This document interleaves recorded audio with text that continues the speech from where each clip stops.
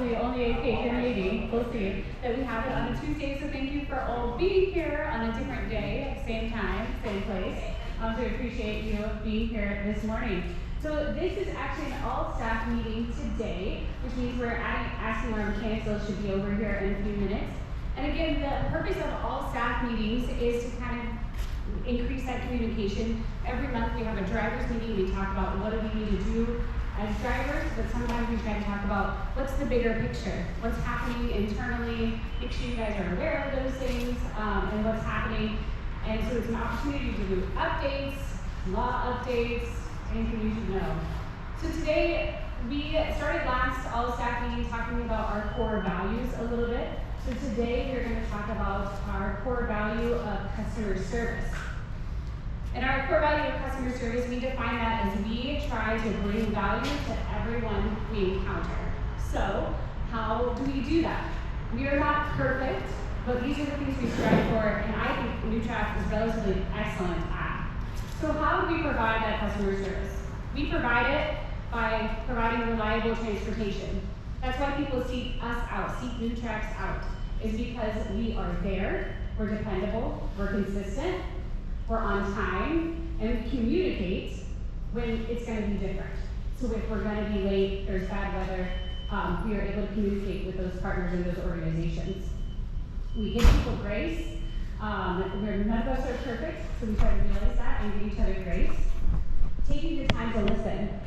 We take the time to listen to our riders, to our partners, to our coworkers, to our employees. And one thing that we talk about often that's different about Newtrax is that we care. We care about the people that we serve, and we care about each other. So that's another great way that we provide customer service. So we care for people by greeting them on the bus or in the community, by helping people up the stairs, helping them to get to their seats and put on their seatbelts. We ask them questions like, how's your day? And how's it going? Or what did you do this weekend? Or tell me more about what you were hoping to go to Disney World. Tell me about your trip. So we pay attention and we care. And we do random things like holding up an umbrella when it rains, or helping them with their shopping bags. You see the needs and you step up to it.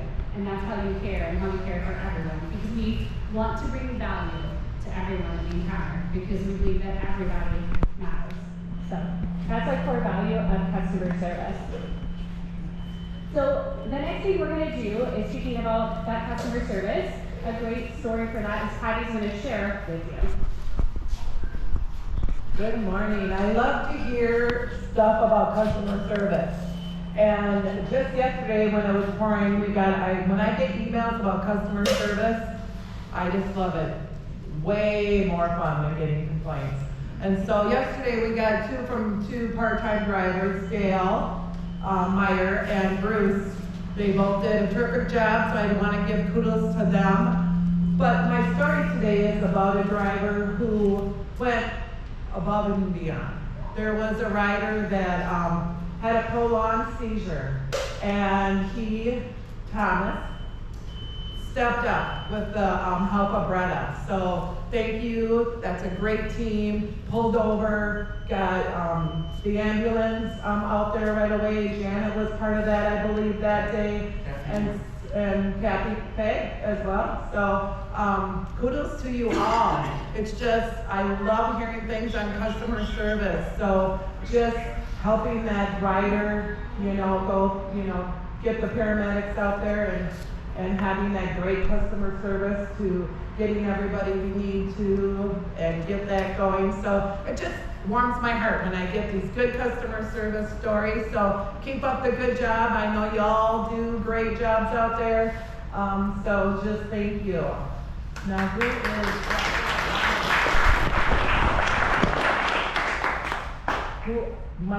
are you gonna introduce our special? Yes, so today, while we're being flexible to have a Tuesday meeting, we have a very special honorable guest here today with us. We have John, who is the current executive director of Merrick, longtime Merrick executive director, and he's going to come share a little bit with us about the history of Newtrax and some final closing thoughts for us. John? As he's retiring. Woo!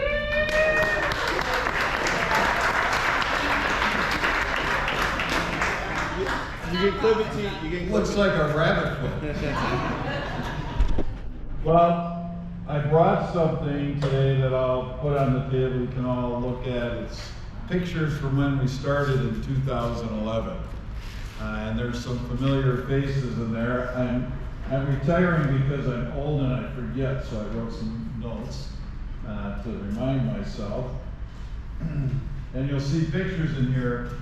I'll take credit for the idea of Newtrax and recognize that we have people that really brought it to fruition and made it what it is today. Some of those people are standing here still. We have Mike Greenbaum, Newtrax, Trevor, Reedy, who's focused on safety and fleet compliance, Melanie, HR, Angie, just a bookkeeper that we, I don't know when we hired her, but. They should say why we hired her. Oh, why? Patty, who focuses on drivers, Douglas here.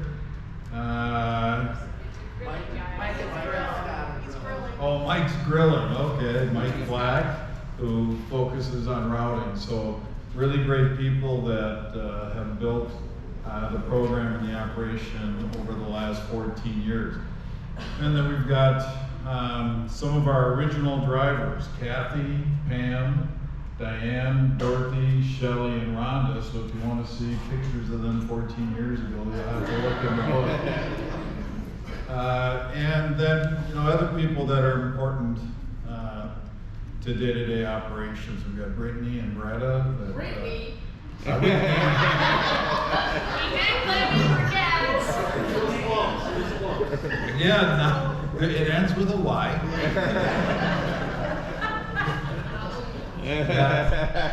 Koshak and Pong, who built an excellent garage to maintain our fleet and other vehicles. And so, again, what started off maybe as an idea of collaboration between two different day programs has really turned into a stellar organization that transport about 600 adults with disabilities, 250 days a year. Have about, how many routes and riders? 600 riders? Yes. Okay. That's coordinated by Scott. I don't see Scott at the moment, but we all know. Michael and Scott are grilling. I should be grilling instead of talking. So, kudos. What did you, cuddles? What do you call it? Kudos? Kudos. I like that. Kudos to all of you, because truly, we rely on you at Merrick to get our clients to and from safely, respectfully, and on time. And you do that day in and day out, severe weather, winter weather, hot weather, all those types of things. And you take care of the vehicles and you do it with customer service in mind. So it's a great program, a great company in operation, and something you should feel good about being part of. I know that it's a legacy that I'll walk away with some pride and good memories, and I hope you continue for many, many years. I'll be back to visit from time to time, just pop in and see what's going on. But yeah, June 30th is my last day. I'm heading to our camper in Lanesboro, where I'll be fly fishing, golfing, and drinking Bombay Sapphire martinis. So we'll see how many a day I can consume and still function. So that's it for me, unless I'm supposed to do something more. Okay, good.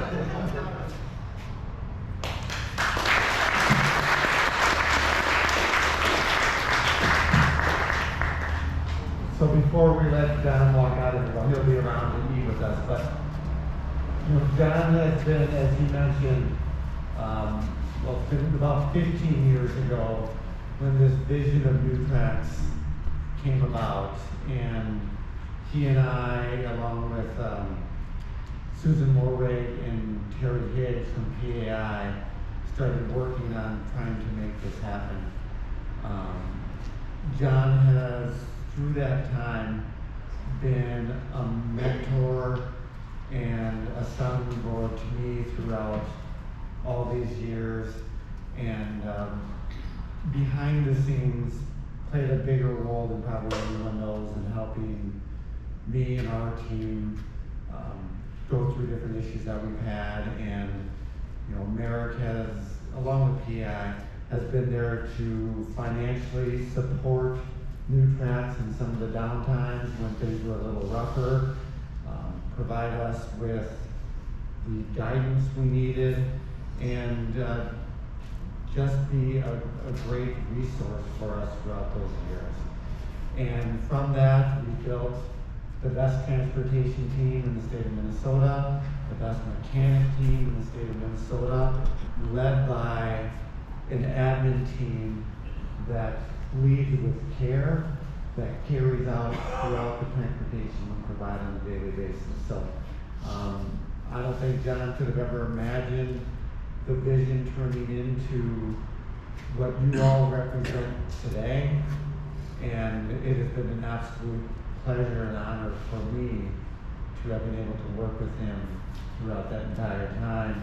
And maybe not the largest, but I know the most meaningful gift that John will get during his retirement time is his long sleeve Newtrax t-shirt and a pen.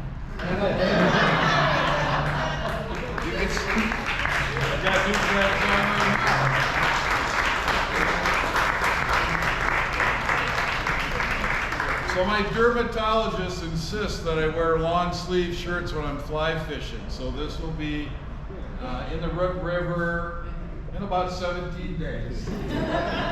So thank you very much. And a pen. Woohoo!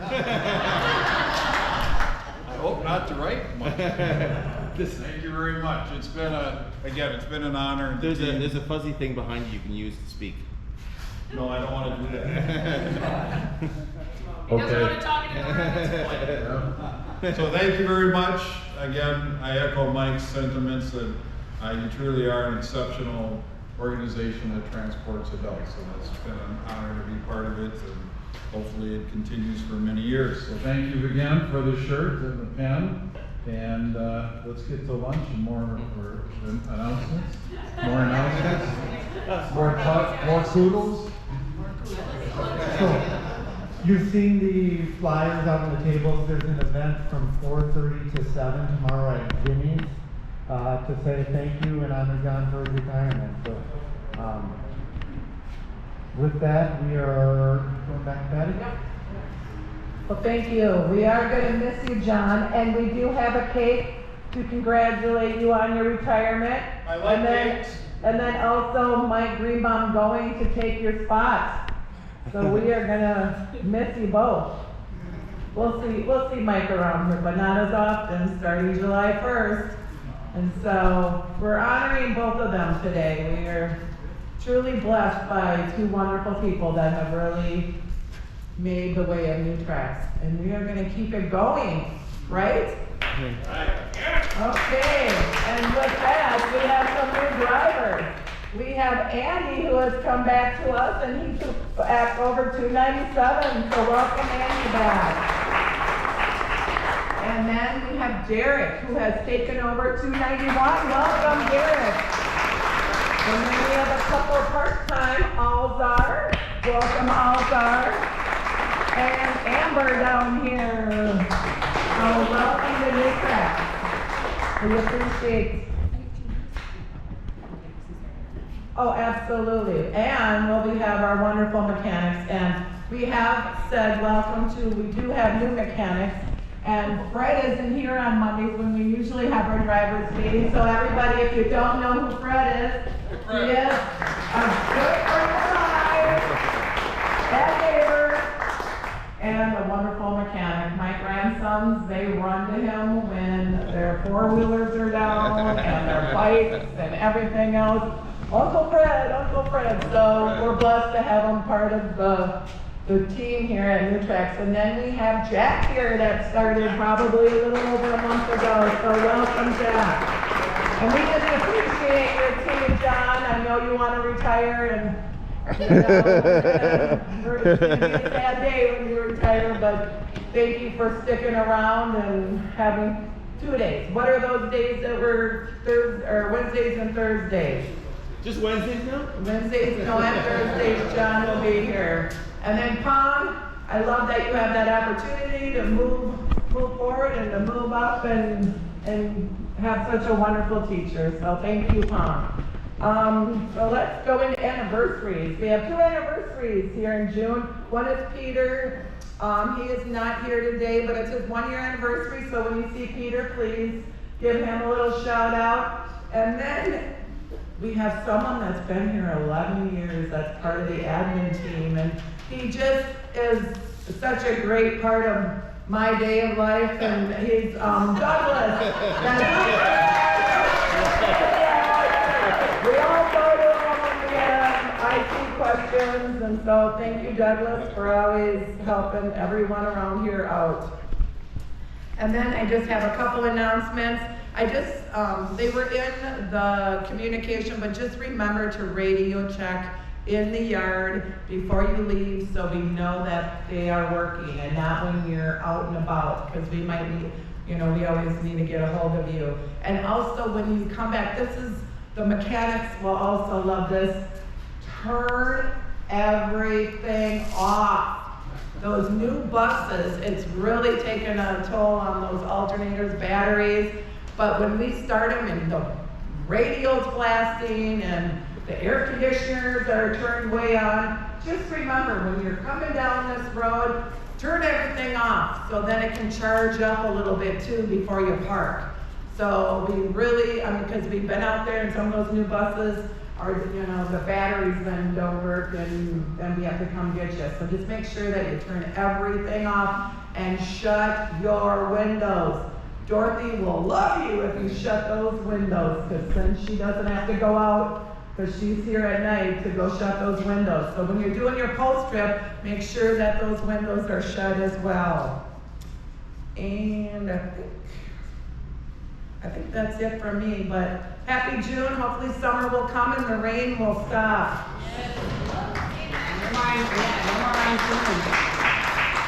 All right, so I just have a couple of things left as well. Excuse me. It's getting to that season where the allergies aren't bothering me as bad, but woo, okay.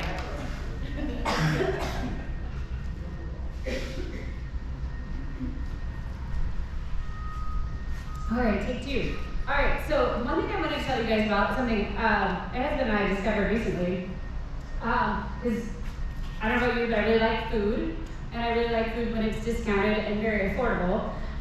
So there is a new app called Too Good To Go.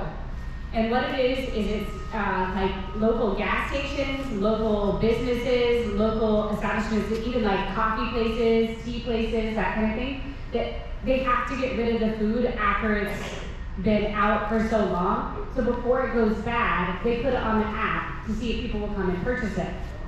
So when you go to the app, so what I like about it is a lot of the holiday stations are on here, so even the ones that are close to us.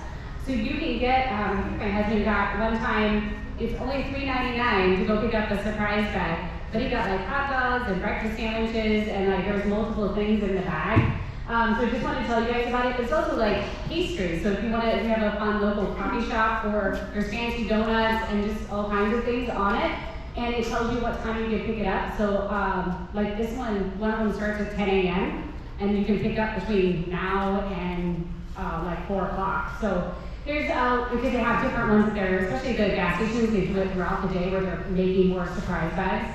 So just wanted to tell you guys about it because I thought it was interesting and new, and you can try out stuff if you've never tried it before. And it's at a really like discounted rate, and it's been really delicious so far. And we have even Indian, Chinese, Italian, pizza places. So just want to tell you about that.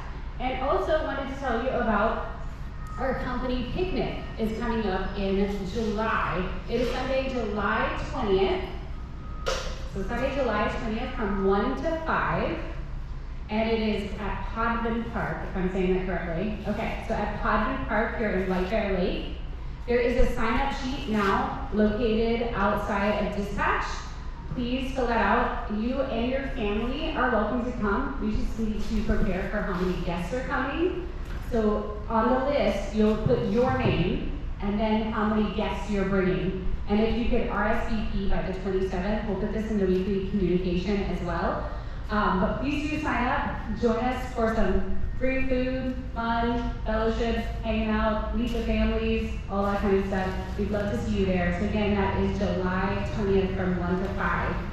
All right, and then I am going to turn it over to Reenie for some heat exhaustion training.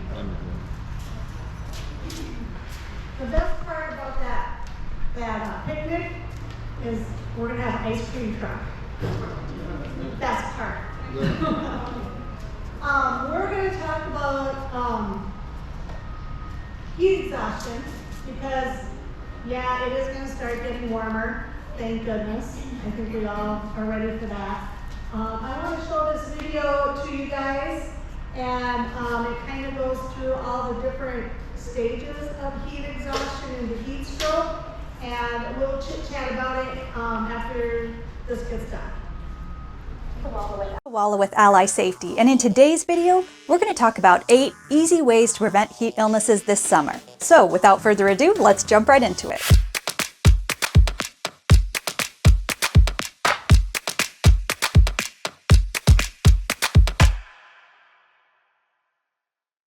Number 1, know the signs and symptoms. Heat illnesses start with heat exhaustion. Imagine you're working in the sun or in a hot environment and you feel hot and tired. Maybe you have a headache and a little nausea, some light muscle cramps, and even some dizziness. This is heat exhaustion. And if you get some shade, cool down, and rehydrate, you can still turn it around. But let's say you don't. You keep working because you're 2 hours away from leaving for that camping trip over the weekend, and you just want to get the job done. So your symptoms advance as you work to heat stroke. At this point, your body temperature raises past 103 degrees Fahrenheit. Your skin gets red, hot, and dry. Your pulse is rapid. Eventually, you stop sweating. It's awful. And then the heat illness can progress to attacking multiple organ systems, resulting in death. See what I mean? It's not a pretty way to go, and there's no glory in it, so let's prevent it. Number 2, water, rest, and shade. Most guidance says to drink 4 8-ounce cups of water each hour in hot weather. I know what you're thinking. I don't drink that much water in a day, let alone in an hour. And I am right there with you. But I challenge you to try it just this once because it will make you feel so much better, you will be shocked by it. Number 3, rest in the shade. Have you ever been at work on a hot day and noticed you get like half as much done as normal? That's because the heat slows us down. It's natural. Our bodies take it easy in the heat, so give yourself periodic breaks to cool off. Number 4, know if you're at risk. People at the greatest risk for heat-related illnesses are children under 4, adults over 65, those who are overweight or have pre-existing medical conditions like diabetes and heart disease. Also, some medications can increase your risk.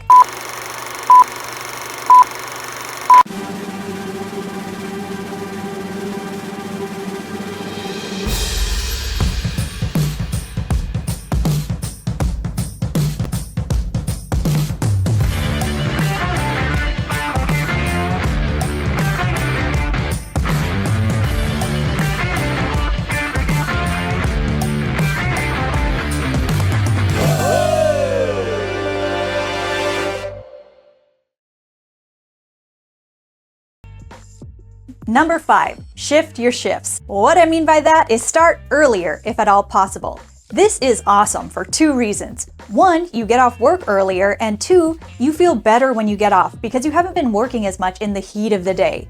It's really a win-win. Number 6, recuperate and rehydrate when you're off work. Now, I know a beer after work is so satisfying at the end of a long day. The thing about alcohol is that it dehydrates. So if you're going to drink, you need to be smart about it. Drink less than you normally would and hydrate as much as possible before the next day.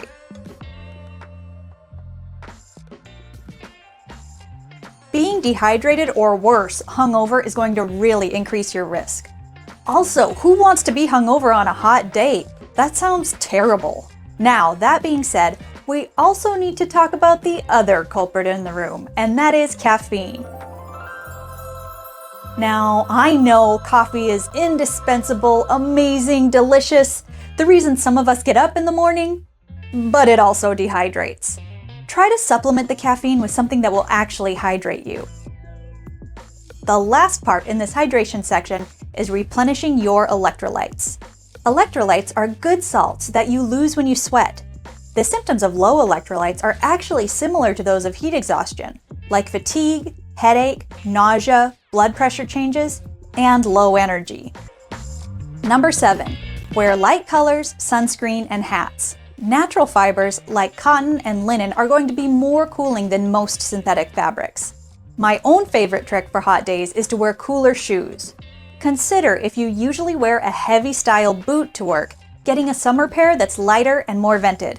It will honestly make your day a ton better. Use an SPF 30 or higher with UVA and UVB protection. One important thing to note is that sunscreen degrades over time, and also when it's stored at high temperatures. And by high, we're talking anything over 77 degrees, and I'm not even joking. So don't use last year's sunscreen, and if your sunscreen has been in the sun or in your car for a long time, get a new bottle. Also, look for 99% UVA, UVB protection in your safety glasses as well. And lastly, wear a full brim hard hat or full brim hat because wearing your shade is awesome. Number 8, acclimatize. You need to give yourself about 7 to 14 days to get used to a new climate. For new workers, the schedule should be no more than 20% exposure on the first day, with an increase of no more than 20% on each additional day. If you're more experienced and used to the climate, the acclimatization should start with 50% of the normal workload on the first day, 60% on the second, 80% on day 3, and increasing to a full 100% on day 4. If you go on vacation, as most of us do during the summer, you can usually reacclimatize to work in 2 to 3 days after returning, but remember not to expect to jump right back in at full capacity.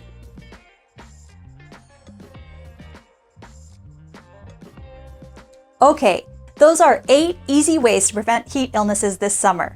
Again, thank you so much for watching, and until the next time, I'll see you guys later. All right, who can give me 2 signs or symptoms that strongly suggest heat exhaustion? What's that? Nope. Heat exhaustion. So, what's the opposite of what you just said? More sweat? Yes. Sweating profusely, really sweating a lot. What's another one? Dizziness? What'd you say, Jeff? Dizziness? Yep. Nausea? Absolutely. Some other ones, a really heavy thirst, right? You can be super thirsty. Try to stay with non-carbonated drinks and uncaffeinated drinks are probably going to be the best for you. Water. Good old water, Gatorade, get some electrolytes in you. Replenish those things that you are sweating out of your body. Fatigue. You can become very fatigued because that heat will take it out of you. Also, you could develop some heat cramps. Your muscles could start cramping up. That's another sign that you should start drinking some water. Later, you could get headaches, dizziness, and again, nausea or vomiting. Okay? So, what are the first aid steps to help a victim that is having heat stroke? What's that? Shade. Get them out of the heat. Absolutely. You want to try to cool them down as quickly as possible. So if you can get them into, they say dump them in some a big thing of ice water, but you don't always have that around. So even if there's like maybe a little kiddie pool, or maybe someplace you can go in and put them under a cold shower, that would be perfect too. What else? What else do you need to do for that heat stroke victim? hydrate them. And, oh, I was just gonna say a tip, if you don't have ice water, one of the biggest things is getting where the main veins are and getting the ice there, so behind the knees and the elbows. Yeah. And if you don't have ice, you can use a cold beer or a hot. yeah, cold beer works. Ice cold beer. Also, if you actually, what the best thing you could do too is if you have some towels or wash rags around too, get those wet and just lay them on their skin to help them really start cooling down their bodies. What else? Oh, we said hydrate, right? So do hydrate them, but don't let them guzzle that down. Don't go. You're just gonna wanna sip that slowly so you don't shock your system more than it's already in shock, right? Speaking of shock, what's the one thing you always do for a heat stroke?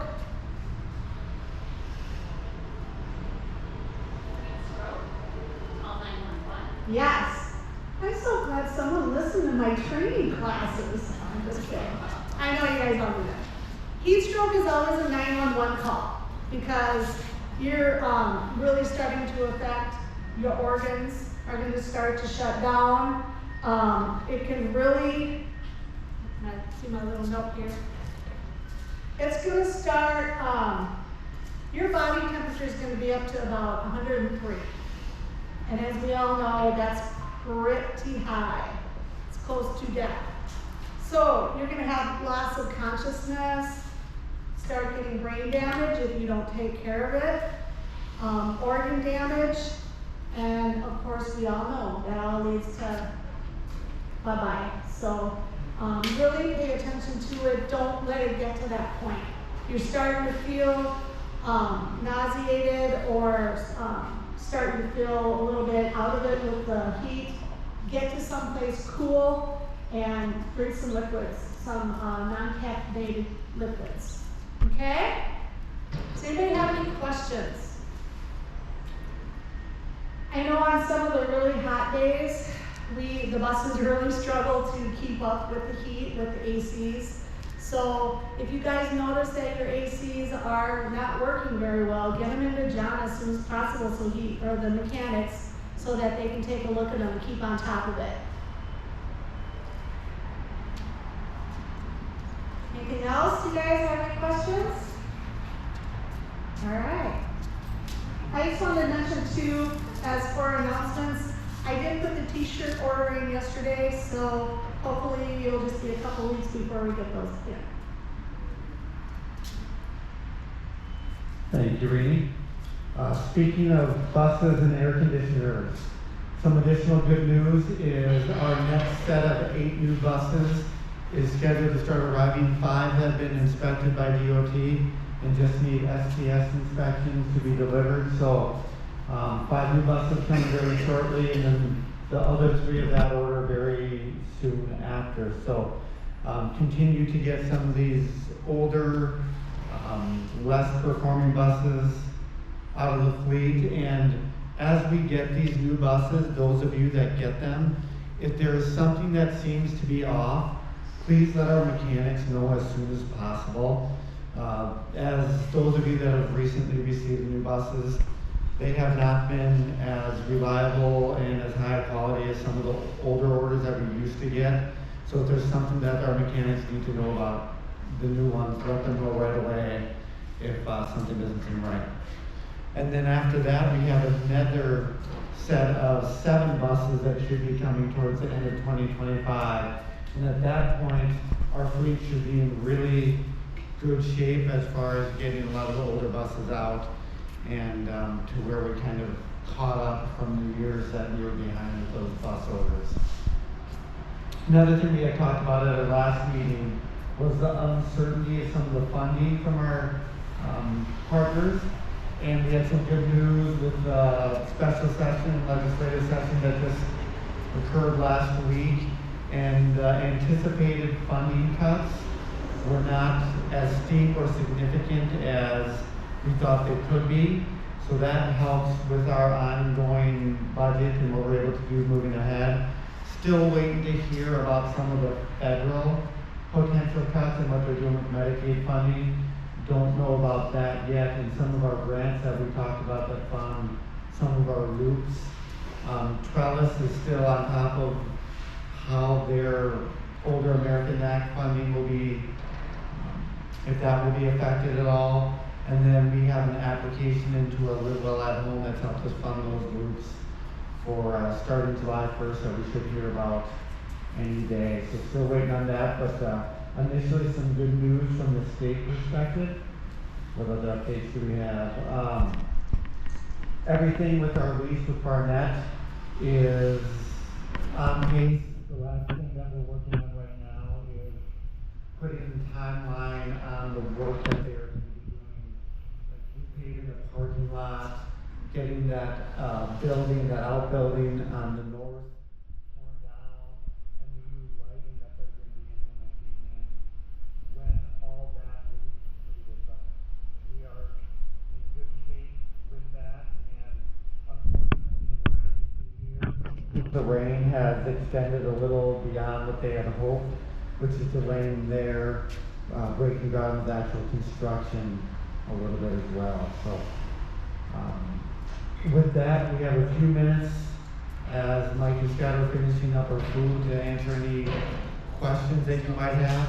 I know one of the things that we talked a little bit about is what my schedule is going to be moving forward, starting after July 1st when John is gone.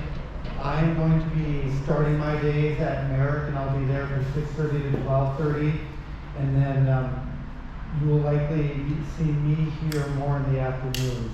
I'll still be available for meetings and those type of things for Merrick in the afternoons as needed and desired, but we'll still be around here at Newtrax a little bit more in the afternoon. So that's my initial plan for my schedule as I continue the transition. So anything else or questions organizationally that you guys might have? Yeah, Jeff.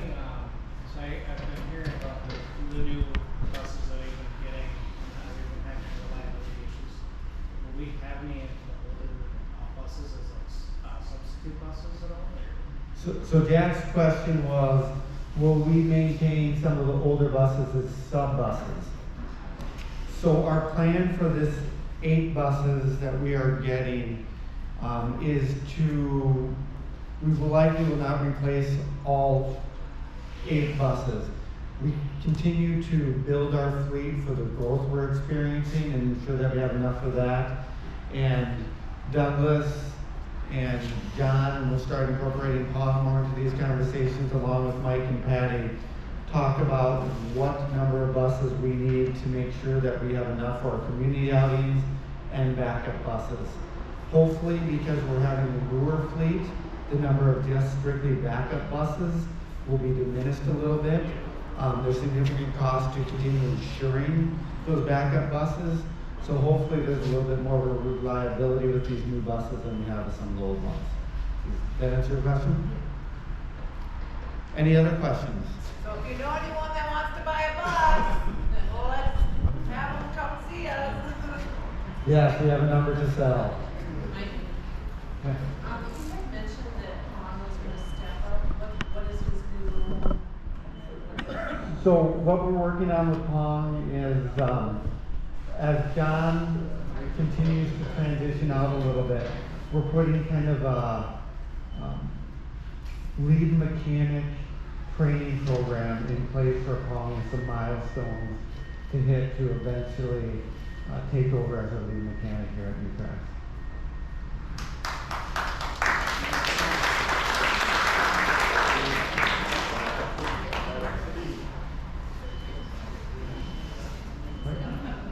And any other questions?